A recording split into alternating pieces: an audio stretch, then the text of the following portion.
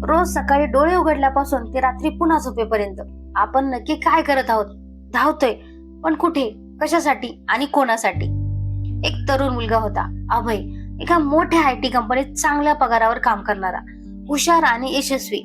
बाहेरून बघणाऱ्याला वाटायचं की अभयचं आयुष्य किती सेट आहे. हातात लेटेस्ट iPhone होता, राहायला उत्तम फ्लॅट होता आणि दर महिन्याला खात्यात जमा होणारा मोठा पगार. पण अभयच्या आत काहीतरी वेगळंच घडत होतं. प्रत्येक सोमवारी जेव्हा त्याचा अलार्म वाजायचा, तेव्हा त्याला असं वाटायचं की जणू कोणीतरी त्याच्यावर खूप मोठं ओझं ठेवलंय. ऑफिसला जाताना ट्रॅफिक मध्ये अडकलेला असताना त्याच्या मनात एकच विचार यायचा, मी हे सगळं का करतोय? फक्त घरचे हप्ते भरण्यासाठी की फक्त समाज काय म्हणेल यासाठी? अभयची ही समस्या फक्त त्याची एकट्याची नाहीये. आपल्यापैकी कित्येक जण आज अभय आहोत. आपण काम करतोय कारण आपल्याला पगार हवाय, पण त्या कामात आपलं मन नाही. आपण समाजात वावरतोय, पण आपल्याला आपल्या अस्तित्वाचा नेमका उद्देश सापडलेला नाही. नेमकं याच वळणावर अभयच्या हाती जपानी संस्कृतीतील एक असं रहस्य लागलं, ज्याने त्याचं पूर्ण आयुष्यच बदलून टाकलं. ते रहस्य होतं फक्त एका शब्दाचं, इकेगाई. इकी म्हणजे जीवन आणि गाई म्हणजे मूल्य. थोडक्यात सांगायचं तर तुमच्या जगण्याचं ते खास कारण ज्यासाठी तुम्ही रोज सकाळी आनंदाने डोळे उघडतात. आज पुस्तक तत्व मध्ये मी तुमची मैत्रीण तुमच्यासाठी घेऊन आले. आपण या पुस्तकातील काही अशा महत्वाच्या गोष्टी ज्या अभयच्या गोष्टीतून पाहणार आहोत, त्याच्या नजरेतून बघणार आहोत. आपण हेक्टर गार्सिया आणि फ्रान्सिस मिरालेस यांच्या याच जागतिक गाजलेल्या पुस्तकातून अभयचा तो प्रवास पाहणार आहोत, जिथे तो फक्त एका पुस्तकाची पानं उलटणार नाहीये, तर तो मिळून शोधणार आहे त्याच्या आयुष्याचा एक नवा अर्थ आणि एक नवा उद्देश. अभयने जेव्हा इकेगाई हे पुस्तक वाचायला सुरुवात केली, तेव्हा त्याला जाणवलं की त्याचं आयुष्य एका मोठ्या चक्रात अडकले. पुस्तकात एक नकाशा दिला होता, 4 वर्तुळाचा नकाशा.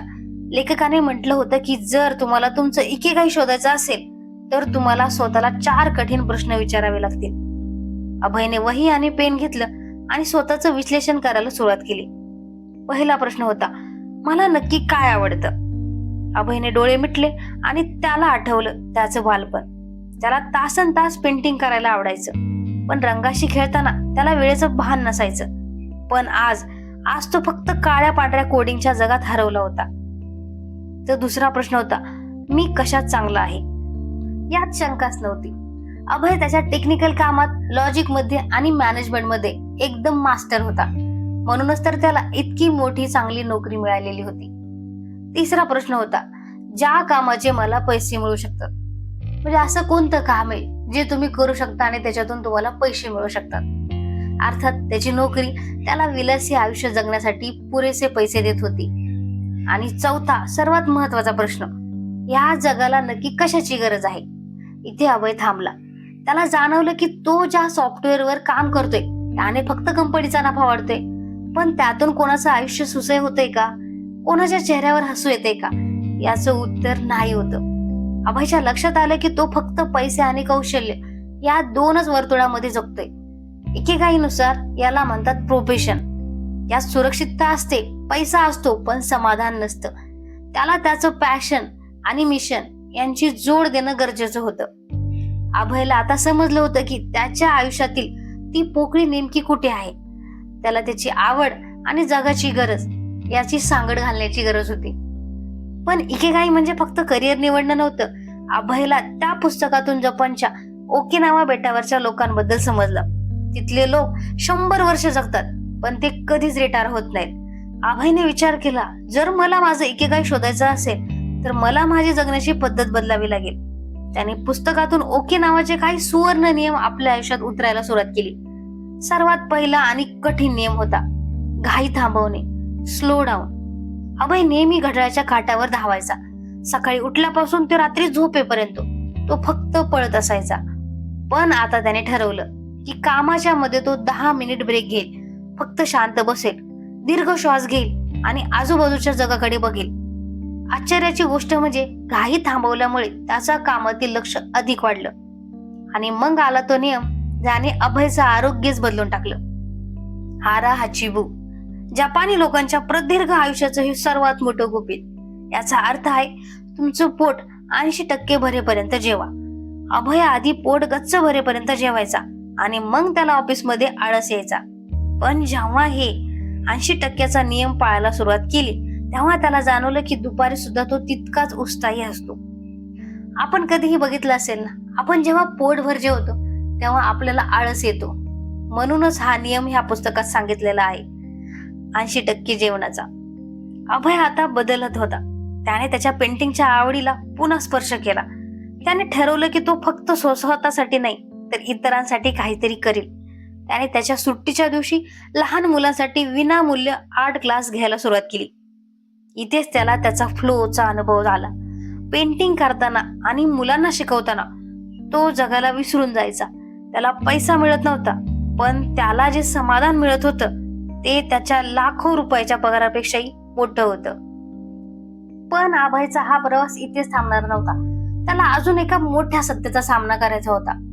अभय आता नियमांचं पालन तर करत होता, पण त्याला त्या पुस्तकातून अजून एक महत्वाची गोष्ट शिकायला मिळाली. ती म्हणजे फ्लो मध्ये जगणं. तुम्ही कधी असं एखादं काम केलंय का जे करताना तुम्हाला वेळेचं भानच उरलं नाही? भूक, तहान किंवा आजूबाजूला काय चाललंय हे सगळं तुम्ही विसरून गेलात. जपानी लोक म्हणतात की जेव्हा तुम्ही तुमच्या आवडीच्या कामात पूर्णपणे एकरूप होता तेव्हाच तुम्हाला खऱ्या आनंदाचा अनुभव येतो. अभयने विचार केला की तो कोडिंग करताना तर कधीच फ्लो मध्ये नसतो. तिथे तो फक्त ताणतणावात असतो. पण जेव्हा तो पेंटिंग करायला बसतो तेव्हा त्याला समजायचं सुद्धा नाही की 2-3 तास कधी निघून गेले. इकिगाई सांगतं की आपल्या आयुष्यात असा एखादा तरी क्षण किंवा असं एखादं काम हवं जे आपल्याला वर्तमानात जगायला शिकवेल. अभयने ठरवलं की तो आता कामाच्या ठिकाणी सुद्धा मल्टीटास्किंग करणं बंद करेल. तो एका वेळी फक्त एकाच गोष्टीवर लक्ष केंद्रित करू लागला. आणि आश्चर्याची गोष्ट म्हणजे यामुळे त्याचं ते कंटाळवाणं वाटणारं कोडिंगचं काम सुद्धा त्याला आता आवडू लागलं होतं, कारण त्याने त्यात स्वतःला पूर्णपणे झोकून दिलं होतं. त्यासोबतच अभयने ओकी नावाच्या लोकांकडून अजून एक गोष्ट शिकली. ती म्हणजे लहान गोष्टीचा उत्सव, the joy of small things. ओकी नावाचे लोक फक्त मोठ्या आयुष्याची वाट बघत नाहीत. सकाळी चहाचा घेतलेला पहिला घोट, बागेत उत्तम छोटं फूल, बागेतील उमललेलं छोटं फूल किंवा शेजाऱ्यांशी मारलेल्या 2 गप्पा, यातही ते तितकाच आनंद शोधतात. अभय आतापर्यंत फक्त मोठ्या पगाराच्या आणि प्रमोशनच्या मागे धावत होता. पण आता तो ऑफिसला जाताना रस्त्यावरच्या झाडांकडे बघू लागला, वाऱ्याचा स्पर्श अनुभवू लागला. त्याला जाणवलं की आनंद हा भविष्यात नसून तो आता या क्षणात दडलेला आहे. हा छोटासा बदल त्याच्यासाठी क्रांतीपेक्षा कमी नव्हता. आता त्याच्या चेहऱ्यावरची ती कायमची चिडचिड कमी झाली होती आणि त्याची जागा एका शांत स्मित हास्याने घेतली होती. पण आता खरा प्रश्न हा होता की या सगळ्याचा त्याच्या करिअरवर काय परिणाम होणार होता. अभय आता फक्त नियम पाळत नव्हता, तर तो स्वतःला पुन्हा एकदा नव्याने ओळखत होता. त्याने हे मान्य केलं की त्याला त्याची नोकरी पूर्णपणे सोडायची गरज नाही, कारण ती नोकरी त्याला आर्थिक सुरक्षा आणि कौशल्य देत होती. पण त्याच्या आयुष्यातला जो रिकामपणा होता तो भरून काढण्यासाठी त्याने त्याच्या पेंटिंगच्या छंदाला फक्त स्वतःपुरतं मर्यादित न ठेवता त्याला एका मोठ्या ध्येयाशी जोडलं. त्याने लहान मुलांसाठी आणि गरजू लोकांसाठी आर्ट थेरपीचे वर्कशॉप घ्यायला सुरुवात केली आणि तिथेच त्याला त्याचं इकेगाई सापडलं. त्याला पेंटिंग आवडायचं, त्याला तो आता निपुण झाला होता. लोकांच्या आयुष्यातील ताण कमी होताना बघून त्याला जाणवलं की याची जगाला गरज आहे. आणि जेव्हा त्याने त्याचे हे वर्कशॉप्स एका ऍपच्या माध्यमातून जगभरात पोहोचवले तेव्हा त्याला त्यातून मोबदलाही मिळू लागला. अभय आता फक्त एक कॉर्पोरेट एम्प्लॉई नव्हता, तो एक असा माणूस होता ज्याला सकाळी उठण्यासाठी अलार्मची नाही तर एका उद्देशाची गरज होती. ओकी नावाच्या त्या लोकांचं हेच तर रहस्य आहे. ते कधीच कामाला ओझं समजत नाहीत. त्यांच्यासाठी काम म्हणजे आयुष्याचा उत्सव आहे. अभयने एक मंत्र आपल्या मनात कायमचा कोरला, नेहमी सक्रिय राहा आणि कधीही निवृत्त होऊ नका, कारण आयुष्य हे उद्याच्या रिटायरमेंट मध्ये नाही तर आजच्या या क्षणात तुमच्या आवडीच्या कामात दडलं आहे.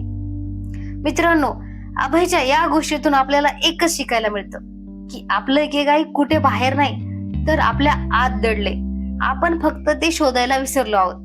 कदाचित तुमचं इकेगाई एखादं मोठं करिअर असेल, किंवा एखाद्या झाडाची निगा राखणं, किंवा कोणाच्या तरी चेहऱ्यावरचं हसू आणणं. जे काही असेल ते शोधा, कारण ज्या दिवशी तुम्हाला तुमचं जगण्याचं कारण सापडेल त्या दिवसापासून तुमचं खरं आयुष्य सुरू होईल.